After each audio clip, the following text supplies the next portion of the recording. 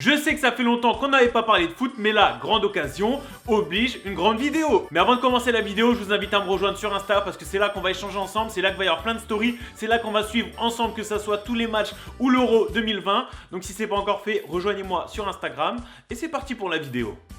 Bon, au moment où je tourne cette vidéo, Messi vient juste d'être Ballon d'Or et le Portugal a remporté la Coupe du Monde de Beach Soccer.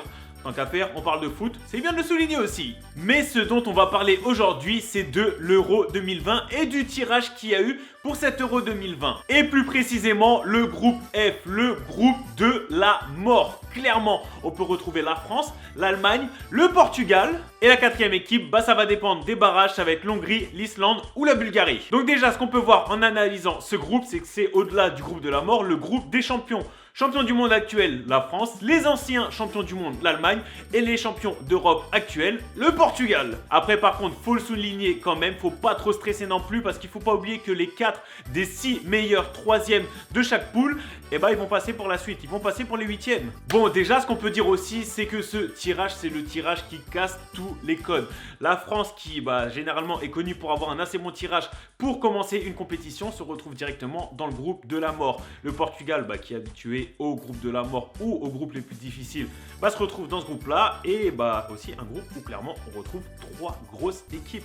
3 champions, c'est carrément avec des finales limite qu'on va commencer l'Euro. Je vous ai demandé sur Instagram votre avis déjà pour avoir un premier ressenti sur ce que vous pensez par rapport à ce tirage. Et clairement, c'est difficile. Que ça soit pour n'importe quelle équipe, tout le monde est d'accord, tout le monde est unanime. C'est difficile. Par contre, on est tous excités par cet Euro. On est tous impatients de voir cet Euro, de voir ces matchs. Et comme je l'ai dit, c'est des finales qu'il va y avoir dès le début de l'Euro. Par contre, si on analyse en général les médias et ce qu'il y a sur les réseaux, c'est assez clair. Ce qui revient clairement, c'est la France qui va sortir première du groupe, l'Allemagne deuxième et le Portugal troisième. Maintenant, clairement, je suis pas du tout d'accord avec ça. Le foot, c'est des matchs, on ne peut pas savoir ce qui se passe à l'avance. La beauté du foot, c'est ça, c'est qu'on ne sait pas ce qui va se passer, on ne sait pas. Mais ouais, c'est vrai que moi, personnellement, si je devrais être objectif, je dirais la France première. Et l'Allemagne et le Portugal, ça va se taper pour la deuxième place. Mais comme j'ai dit, c'est des matchs où on ne peut rien prévoir. C'est des matchs qui vont être vraiment difficiles. Et on ne peut pas savoir qui va être premier. Là, d'avance, clairement, on ne peut pas savoir qui va être premier, deuxième, troisième, quatrième. C'est impossible. Et c'est ça qui est beau dans le foot.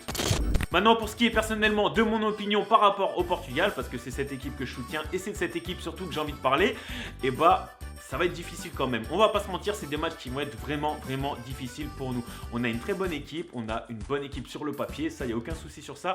Mais on a une équipe qui, pendant les phases de qualification de l'Euro, pour moi, ils ont manqué de réalisme et ils dépendent encore trop de Cristiano Ronaldo. C'est une équipe qui peut vraiment faire des choses énormes. C'est une équipe qui peut vraiment aller très loin.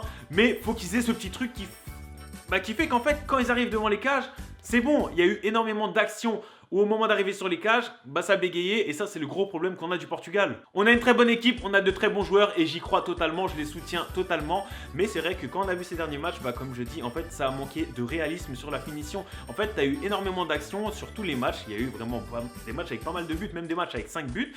Mais pour moi, le ratio, en fait, action-but, il n'était pas forcément présent. On avait beaucoup d'actions pour très peu de buts. En fait, je trouve, on manque de finition, on manque de réalisme à la fin. Et c'est ça le gros défaut de l'équipe du Portugal actuelle pour moi.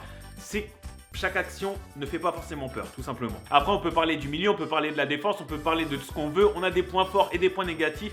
Mais pour moi, les deux gros points qu'il va falloir vraiment bouger, qu'il va falloir vraiment travailler en fait, tout simplement le début de cet Euro, le début officiel de cet Euro, ça va être vraiment avoir une attaque solide, qui mettent des actions vraiment solides en fait, et tout simplement aussi savoir clairement se passer de Cristiano Ronaldo. Ça veut dire que tu peux jouer avec lui, mettre des buts avec Cristiano Ronaldo qui mettent la différence dans un match, mais que si tout simplement il est pris, c'est pas grave, on peut faire d'autres choses, on a d'autres possibilités. Et ça, malheureusement, tu sens qu'il y a des matchs où clairement c'est présent et des matchs où ça l'est moins. C'est pas, tu vois, cette crédibilité offensive, elle est pas toujours présente. Tu sens qu'il y a des matchs où clairement si tu bloques Ronaldo, cette équipe fait beaucoup moins peur. Et là vraiment, j'ai confiance, c'est ça qu'il va falloir travailler, c'est ça qu'il va falloir vraiment mettre en place.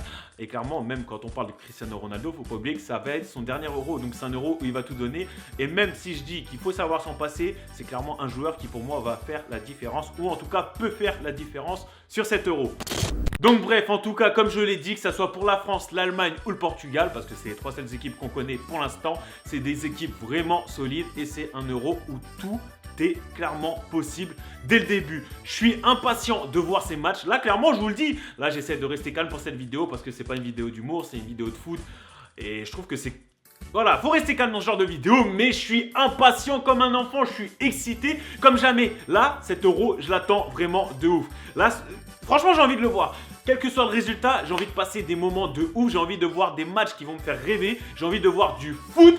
Et j'ai envie de kiffer. Donc voilà, c'était mon analyse sur le tirage et plus précisément sur ce groupe F de l'Euro et encore plus précisément sur le Portugal. Et maintenant, je compte sur vous pour me dire dans les commentaires votre opinion sur ce que je viens de dire et votre opinion à vous aussi sur ce tirage et sur ces équipes, que ce soit la France, l'Allemagne ou le Portugal. J'ai envie d'avoir tous vos retours et qu'on échange vraiment tout ça ensemble. Ah oui, et aussi j'allais oublier un truc très important, c'est que le match France-Portugal, c'est un match qui est vraiment attendu comme le match retour de l'ancienne Euro. Que ça soit la revanche pour les Français ou le match pour affirmer la victoire du Portugal, c'est un match qui est attendu par les deux parties.